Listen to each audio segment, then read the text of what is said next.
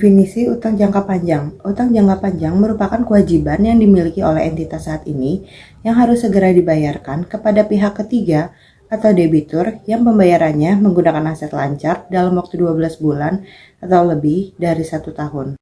Ada pinjaman bank. Pinjaman bank merupakan utang yang didapatkan oleh perusahaan dari pihak bank dan dilengkapi dengan surat-surat atau kontrak kerja perjanjian kredit. Yang kedua, ada utang obligasi. Utang obligasi merupakan utang yang diperoleh perusahaan dengan menerbitkan surat berharga. Yang ketiga, ada utang leasing atau sewa guna usaha.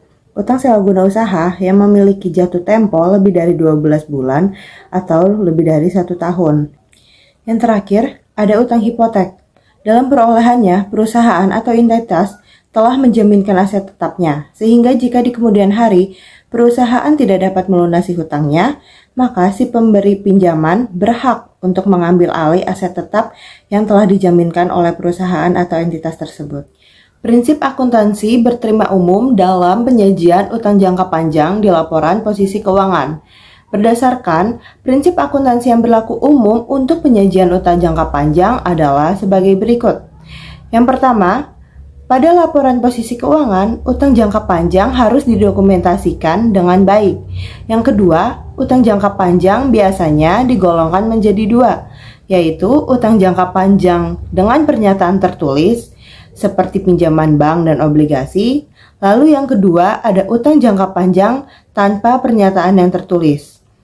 Dan terakhir, ketiga, untuk obligasi atau surat utang pemerintah tidak bisa dicatat sebagai aset pada laporan posisi keuangan. Tujuan pemeriksaan liabilitas jangka panjang. Menurut Agus, tahun 2017, pengujian kewajiban jangka panjang memiliki beberapa tujuan. Yang pertama, pengendalian internal yang tepat atas utang jangka panjang. Kedua, kewajiban jangka panjang yang tercantum sebenarnya merupakan kewajiban suatu entitas. Ketiga, pengidentifikasian kewajiban jangka panjang dari tuntutan hukum atau aset yang dijamin.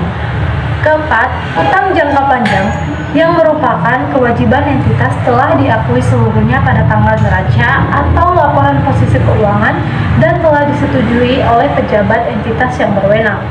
Kelima, liabilitas jangka panjang telah dicatat, diklasifikasikan, dan diungkapkan secara akurat sesuai dengan standar akuntansi keuangan yang berlaku di Indonesia. Keenam, beban bunga atas kewajiban jangka panjang yang telah diatur pada tanggal neraca benar-benar terjadi perhitungan dengan benar dan ditagih kepada entitas.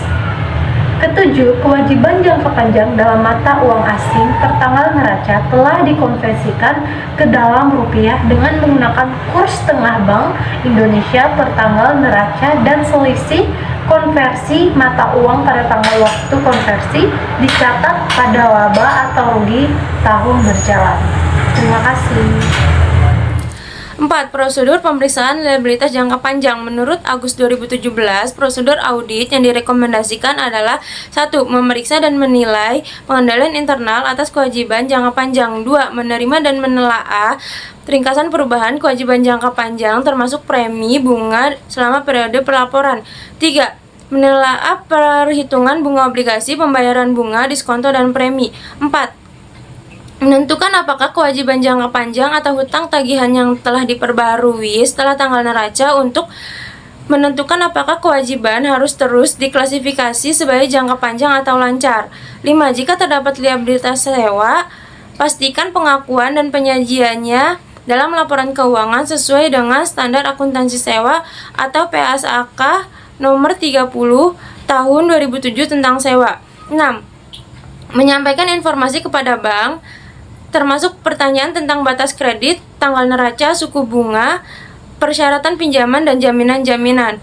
7. Meminta salinan perjanjian pinjaman bank, pengakuan permanen, dan mengkonfirmasi bahwa data yang terdapat dalam perjanjian pinjaman sesuai dengan data yang terdapat dalam kertas kerja penilaian hutang jangka panjang. 5. Penyajian liabilitas jangka panjang. Sebelum masuk ke penyajian kewajiban secara substansi, kita perlu mengetahui prinsip akuntansi yang berlaku umum di Indonesia saat penyajian kewajiban jangka panjang dalam neraca berikut, yaitu 1. Semua jenis kewajiban akun lancar. harus disajikan secara terpisah jika jumlah yang terlibat material.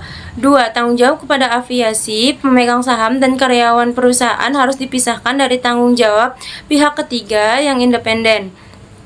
3. Aset yang dijaminkan untuk kewajiban lancar diungkapkan dalam laporan keuangan tahunan. Artinya, aset dan kewajiban tidak boleh digabungkan saat menyajikan jumlah bersih. 4. Kewajiban kontingensi ditampilkan di neraca. Tujuan pengujian substantif terhadap utang jangka panjang. Adapun secara rinci tujuan dari pengujian substantif atas utang jangka panjang adalah sebagai berikut. 1. Memperoleh keyakinan mengenai kendalan dari catatan akuntansi yang bersangkutan dengan utang jangka panjang. Auditor melakukan perbandingan antar saldo uang jangka panjang seperti utang bank, utang obligasi, utang premi, utang sewa, diskonto obligasi, dan utang pensiunan yang tercatat pada laporan posisi keuangan dengan pencatatan yang terdapat pada buku besar. 2. Membuktikan asersi mengenai keberadaan dan keterjadian uang utang jangka panjang yang tersaji pada laporan posisi keuangan. Untuk membuktikan hal tersebut, berikut ini merupakan cara yang ditempuh auditor dalam melakukan pengujian substantif terkait dengan utang jangka panjang, yaitu pengujian analitik dan mereview terhadap otoritas dan kontrak penarikan utang. 3. Membuktikan asersi mengenai kelengkapan utang jangka panjang yang tercantum pada laporan posisi keuangan. Untuk membuktikan hal tersebut, auditor perlu melakukan pengujian substantif terkait dengan utang jangka panjang, seperti pengujian analitik dan pemeriksaan bukti pendukung transaksi yang berkaitan dengan utang jangka panjang dan biaya bunga. 4. Membuktikan asersi mengenai penelitian atas utang jangka panjang yang tercatat pada laporan posisi keuangan. Itu auditor perlu melakukan pengujian sebagai berikut, yaitu prosedur auditor awal dan perhitungan kembali biaya bunga. 5. Membuktikan asersi klaim kreditur atas aktiva entitas pada tanggal laporan posisi keuangan. Untuk itu, auditor perlu melakukan pengujian sebagai berikut, yaitu pemeriksaan bukti pendukung transaksi yang berkaitan dengan utang jangka panjang dan biaya bunga. Kesimpulannya adalah kewajiban jangka panjang merupakan kewajiban yang dimiliki perusahaan dan harus segera dibayarkan kepada pihak ketiga atau debitur yang pembayarannya menggunakan aset lancar dalam waktu 12 bulan atau lebih dari 1 tahun. Auditor melakukan berbagai pengujian substantif terhadap hutang jangka panjang diarahkan untuk mencapai salah satu tujuan untuk membuktikan hutang jangka panjang telah disajikan oleh perusahaan di laporan keuangan sesuai dengan peraturan yang berlaku.